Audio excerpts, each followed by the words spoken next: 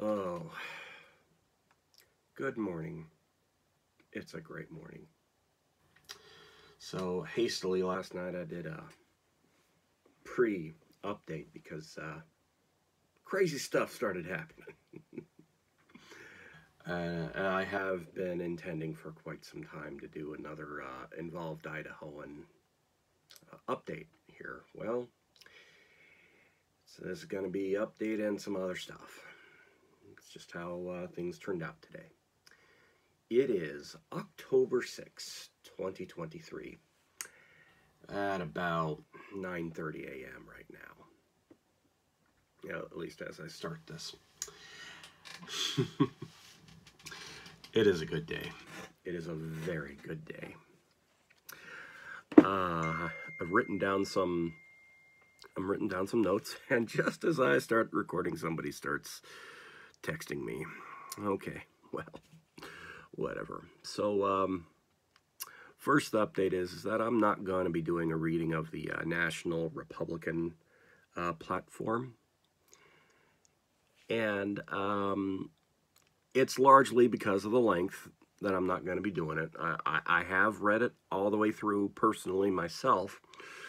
So I said I would. I know I said I'd be doing it at some point, but it's 53 pages long, and the text is relatively dense. So there's just simply no way that I'd get through that in a way that people would actually watch or even be able to parse. So that's not a thing. I might make references to it at some point, at least to make some kind of point or to point out what is more or less Republican, etc. So that's not a thing anymore, and I would apologize for that, but it's 53 pages. It's not like people can't go find that platform anyway. And not only that, but some of it, I wouldn't say exactly redundant in parts, but a lot of the ideas in it run together. Like a lot.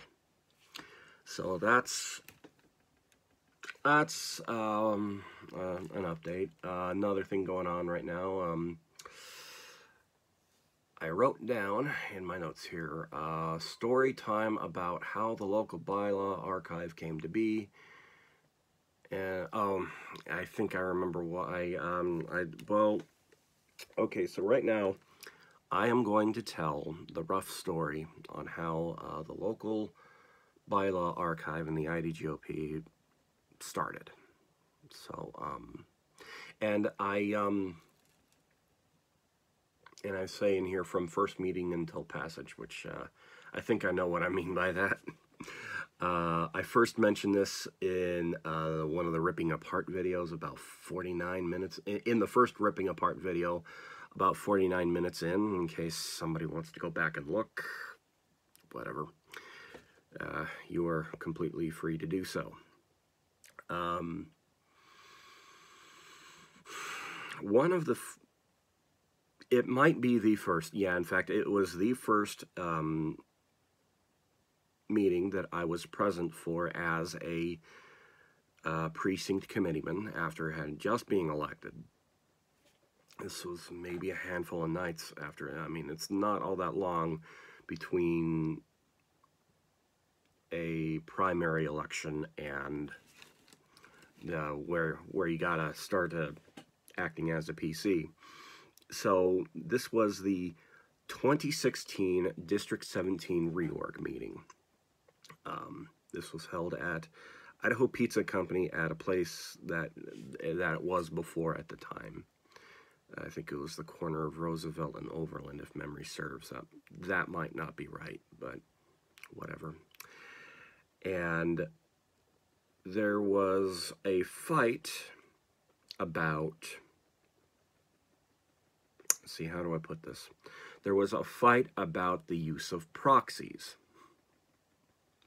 Fancy that, huh? They some of these battles they don't go away, do they? But there was a fight about proxies and how they were supposed to be used. Now, not necessarily cutting the story short here, but just to move it along, the disagreement was effectively ended by an opinion from the chair, which I now know that there's at least a few different things wrong with just that. An opinion from the chair where he quoted some bylaws that didn't exist. I'll clarify what I mean by that in a second. But he quoted a bylaw that didn't exist about proxies being, the use of proxies, and therefore the proxies that some people that were friendly to me were, I didn't know at the time, but apparently they were out of order and weren't going to be used. Now, I stayed out of that fight because I didn't know what the rules were.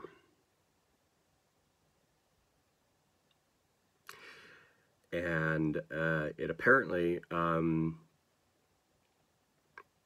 I wanted to, and those proxies wouldn't have necessarily changed the result of that meeting anyway, because that very same chairman won, Ken Burgess. He didn't get reelected that day, and I'm shortening a lot. I'm shortening a lot of stuff because, yeah. But yeah, a good friend of mine won. David DeHaas got elected as District 17 chairman that day, and not long after. Not long after that, I wanted to know what the rules were so that I wouldn't be in that situation again where I was staying silent due to not knowing what the rules were. And I'm like, wait a minute. Everyone should know what the rules are, or at least be able to know what they are. And through a, how should I put this? A non-trivial amount of effort and time goes into finding out that nobody has the then current District 17 bylaws. So I make quite a lot of noise about this at the time, and what happened is that at a spring 2017, I think it was. Yeah, it had to have been spring 2017. Board meeting of the Ada County Republican Executive Board. One, Dawn Hatch gives really bad information. Now, I know I've mentioned her before, but yeah, she is not good people. Definitely not good people. And so she gives really bad information on where such bylaws would be. Now, by this point, other districts also want to know where their bylaws are, etc., etc., etc. And so I try to follow up on this bad information. It does not lead me in good directions. However, so I find out through other means that the bylaws were supposed to have been notarized and filed with the county recorder's office at the courthouse just near downtown Boise. So this is a few months later by the time I find this out and figure out what I'm doing and where I'm going and how to do it and what to ask.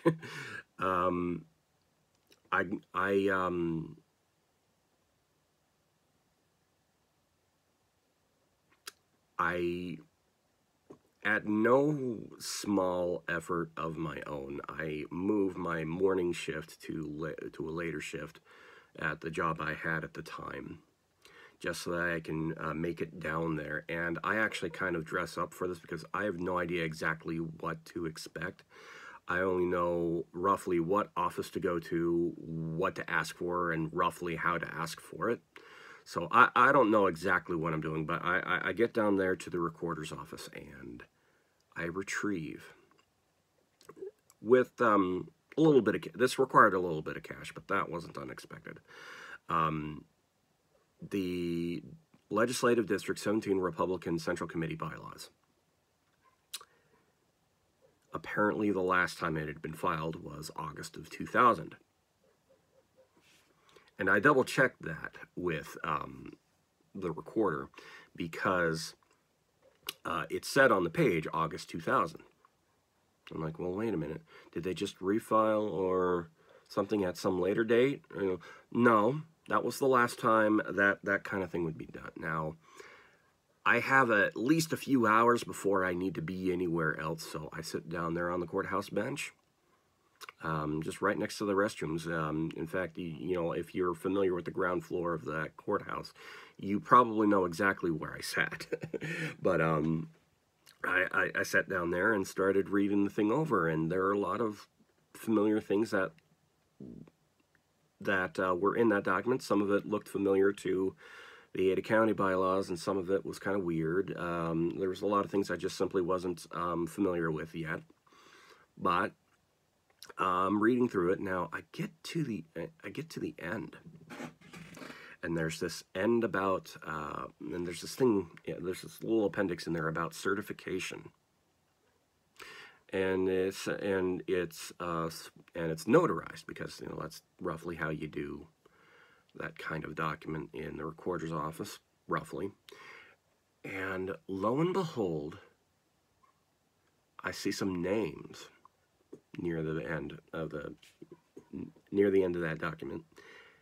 One Dawn Hatch is in there, which means she knew exactly how old those bylaws were. She knew exactly where they were and what it would take to get them.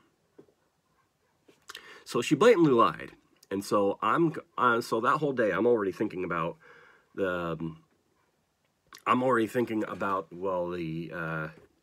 what that means. I'm contemplating what because of all this stuff, right?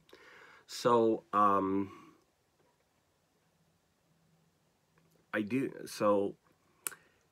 come to the conclusion that not only is she being dishonest with us, a lot of us, but it's very clear by that point that the local establishment is pretty much purposefully banking on people not knowing what the rules are and not knowing how to get them. I'll just say that, a lot of the people, these people are still around, probably still involved. Dawn Hatch, Ken Burgess, Becky Young, etc. Well, not Becky Young. We haven't seen her for a while. Steve Corey was another one. One of the people involved in that. So the immediate task I had at hand was, of course, cleaning up and updating the District 17 bylaws. Now we eventually get through that task by the end of November that year, November 2017. And it's becoming obvious that a fix needs to happen to this situation. Now, a lot of different ideas were floated on between trusted people, but and I eventually ended up asking around the state, and apparently the situation was very similar in pretty much all across the state. So after fooling around with a bunch of different ideas on how to fix this, situation as far as making all these different bylaws of all these different localities available to people, we land on just simply having the state party take care of that. Well, and that's what that idea basically was. Now, we kind of had the blindside state party about that, but a lot of people all across the state knew about what was happening, and that's why it passed so easily.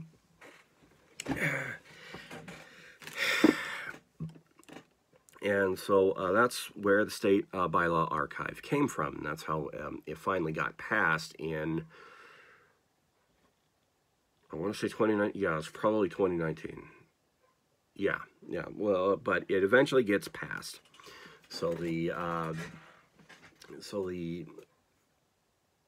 state party is directed to create and maintain, at the direction of the state executive committee, a bylaw archive of all these different legislative district and county bylaws, and that's what's going on there. So it's available to everyone. Now, there have been a lot of wins for that archive in the meantime, because I'm finding it, just last week, there was even a situation where some bad things were avoided, and control of the establishment was done away with, just simply because somebody looked at the bylaw archive and got current bylaws from it.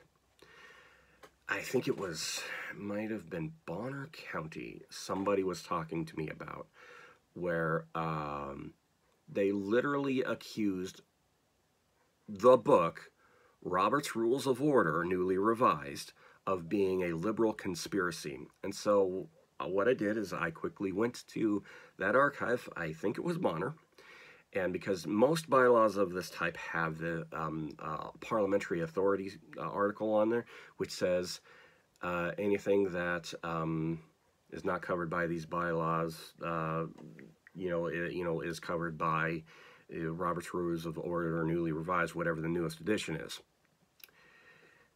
And just as my luck, right below that parliamentary authority article, because Bonner did have that, is the signature of somebody and the date.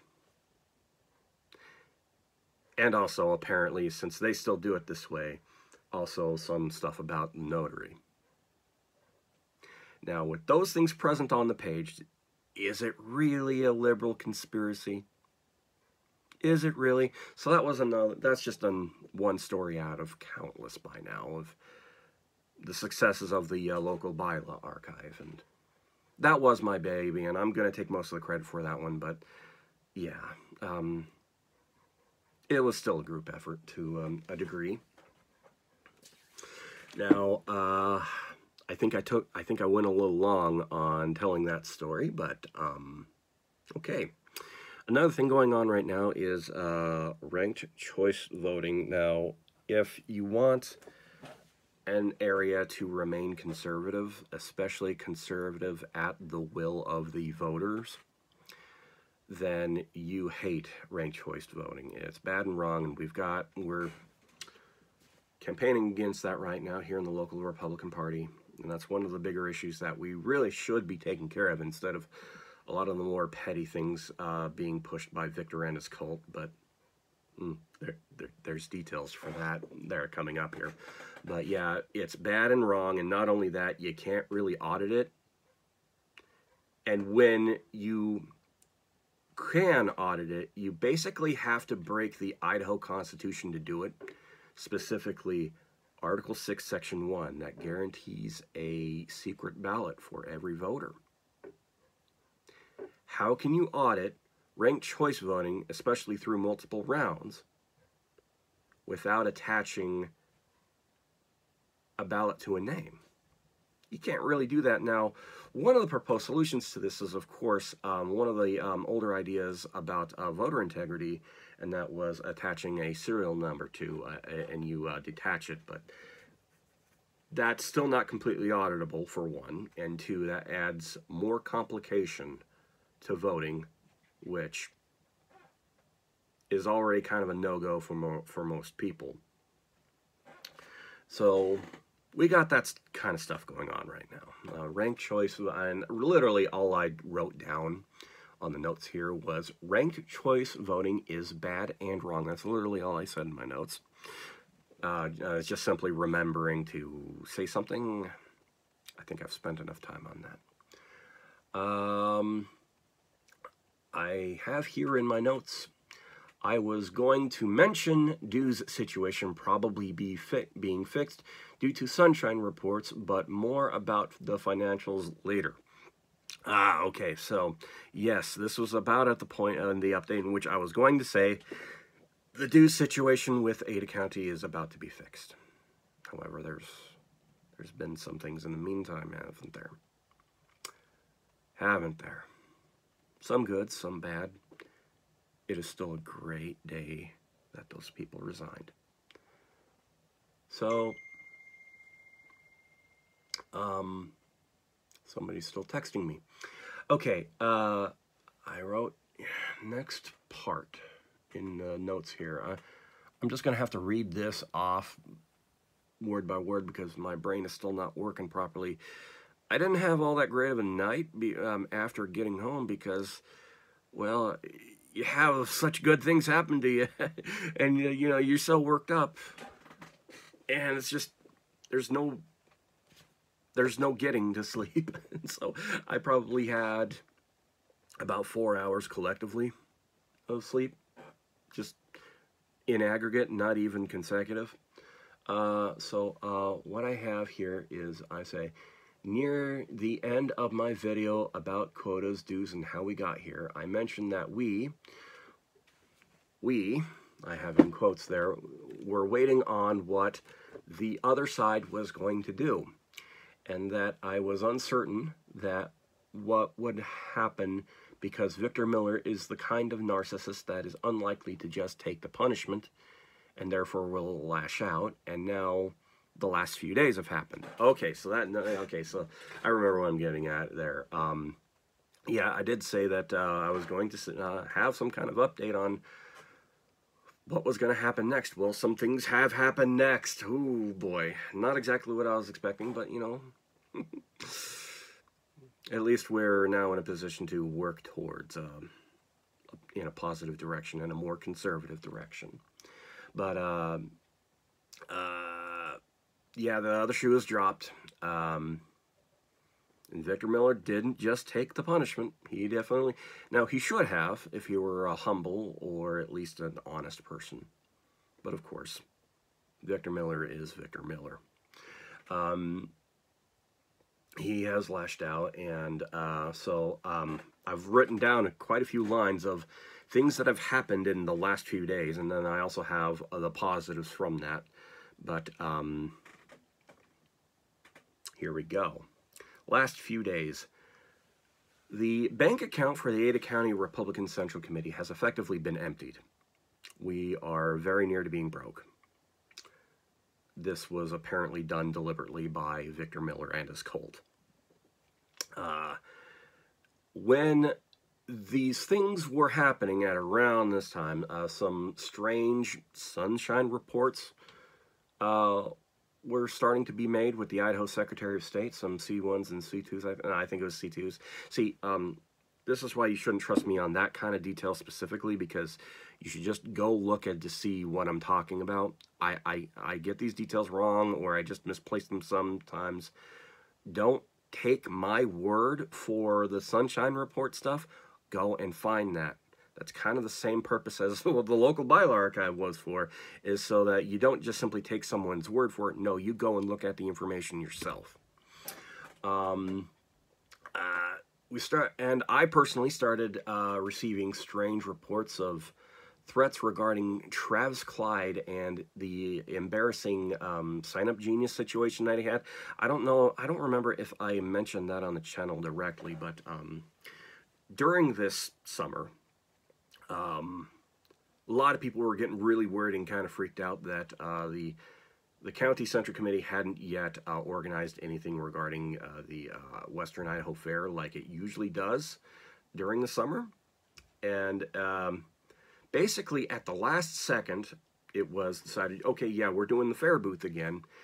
And basically, at the last second, we finally get this email ultimately from Travis Clyde. It had come through the, I think it had come through the secretary, and there's a whole other side plot there as to why that was. I'm not going to mention it right now. If it comes up later, I might. But it was this sign-up list. Okay, who wants to sign up for the fair? Like, shouldn't we have taken care of this months ago? But okay.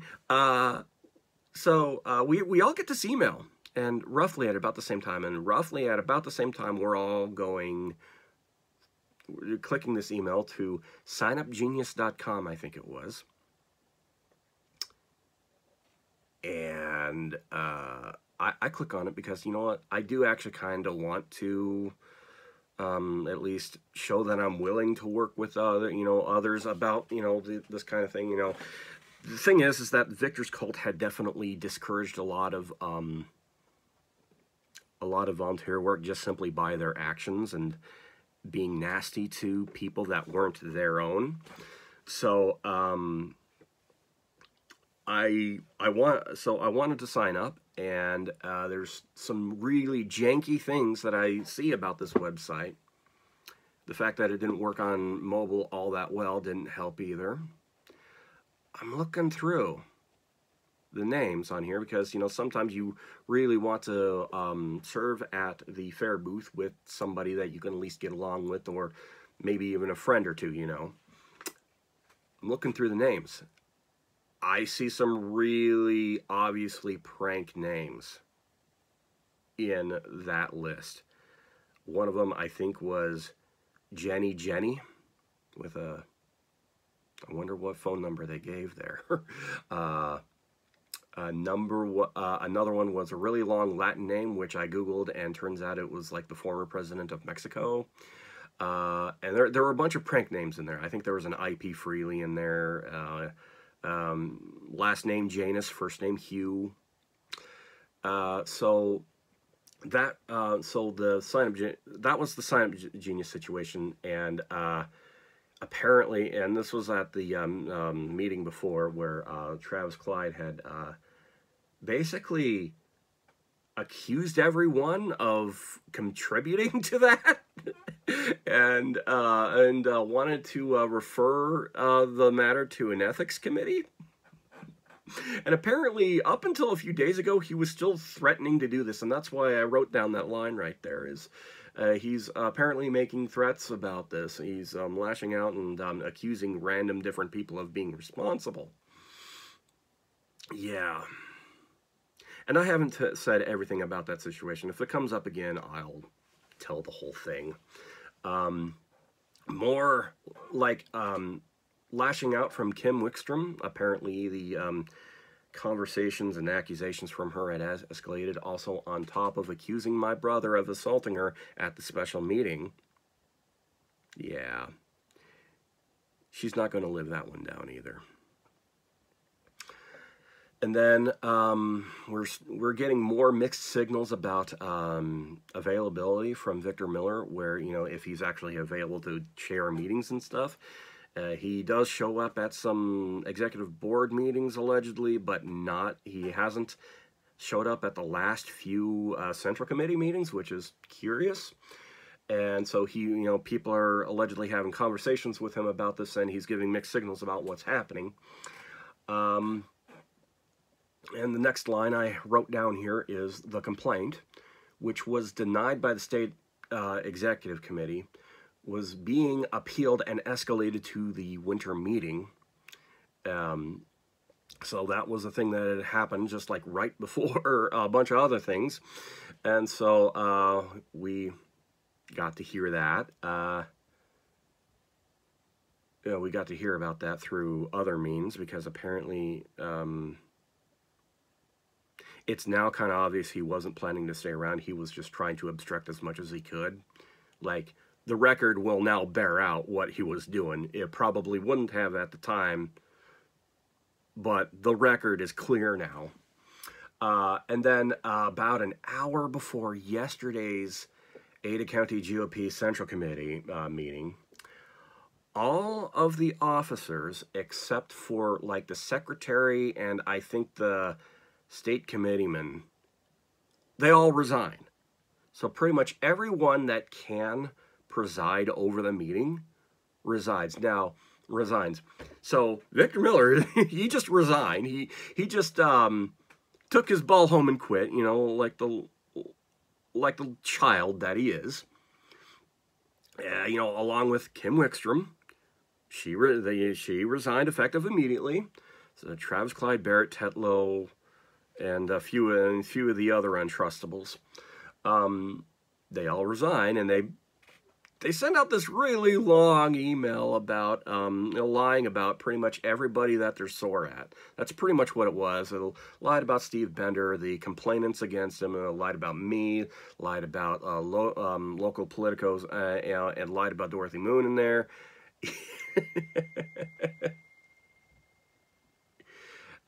Somebody's trying to get information from me and still trying to text me while I'm recording. There's never a good time to record. So after that, I have the next line. At the meeting yesterday, we had to use fairly obscure Robert's Rules procedures to conduct the meeting at all. But we got it done. And then when I comment about it when I make a comment to somebody's post about the happenings at the time yesterday, Victor Miller starts running his mouth at me personally. That guy does not use Facebook at all. Like, you could see his profile. He does not use it at all. And then he just used it to just run his mouth. And, like, that dude is sore. And the thing is, you know, he hasn't learned his lesson. It's clear by what he's saying in those. I might share what he said in there later. I might not. If somebody reminds me, I don't. But yeah, that dude is super pissed because he just had to burn himself and his whole cult to try to get away from some consequences. And yeah, I think that made it worse. He also said that I'm lying about him lying, which no, and then also apparently something about Ryan Davidson being my buddy, and that's somehow a bad thing. I've known Ryan Davidson for quite some time. I consider him a friend. He's a good dude. I trust him with a lot of matters. So I don't know exactly what that was supposed to be, but oh man, he's super pissed. And you just know when a narcissist breaks and starts doing that kind of thing that it's just, it's just mwah. I only wish that I really could troll him more, but yeah, I'm not going to.